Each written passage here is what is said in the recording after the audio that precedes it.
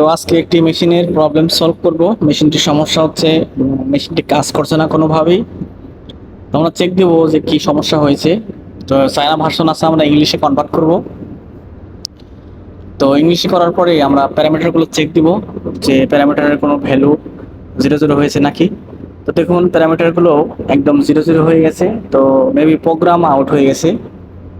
তো মেশিনটির মাঝে মাঝেই প্রোগ্রাম আউট হয়। তো মেশিনটির প্রোগ্রাম রিসেট করে আবার ইনস্টল করব, দেখি কোনো প্রবলেমটি সমাধান হয় নাকি। তো আমরা প্যানেল বোর্ডটি খুলে ফেললাম। তো একটি মেশিনের চেকিং পলিসিটা খুবই গুরুত্বপূর্ণ। যদি চেকটা আমার সুন্দরভাবে করতে পারি তাহলে মেশিনটা প্রবলেমটি সলভ হয়ে যাবে। তো আমরা দেখবো যে কোনো কমিউনিকেশন কেবল বা কোথাও কোনো সার্কিট মিসিং আছে নাকি বা কোনো সমস্যা হয়েছে নাকি। তো পাওয়ার সাপ্লাইগুলো সমস্যা নেই। পাওয়ারটি অফ করে দিয়ে দেখি আমরা সমস্ত সার্কিটগুলো চেক করে দেখি যে কোথাও কোনো সমস্যা আছে নাকি। তারপরে আবার পাওয়ার দেওয়ার পরে দেখি কোনো সমস্যা বা সমস্যার সমাধান হলো কি না। তো আমরা পাওয়ার দেওয়ার পর্যন্ত অপেক্ষা করব। পাওয়ার দেওয়ার পরে আমরা মনিটরে চেক করব যে আমার যে সমস্যাটি ছিল সেটা সমাধান হয়েছে কিনা।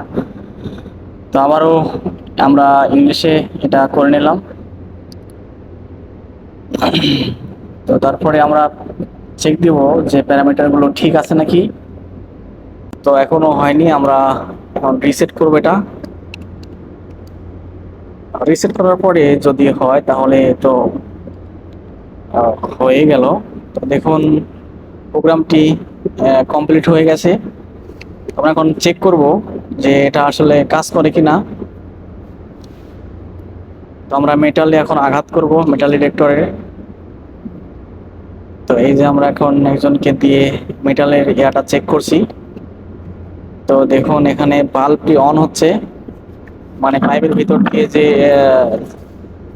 তুলাগুলো প্রবেশ করছে সেগুলো বের করে সেগুলো আটকে এবং নিচের দিকে ফেলেই দিচ্ছে।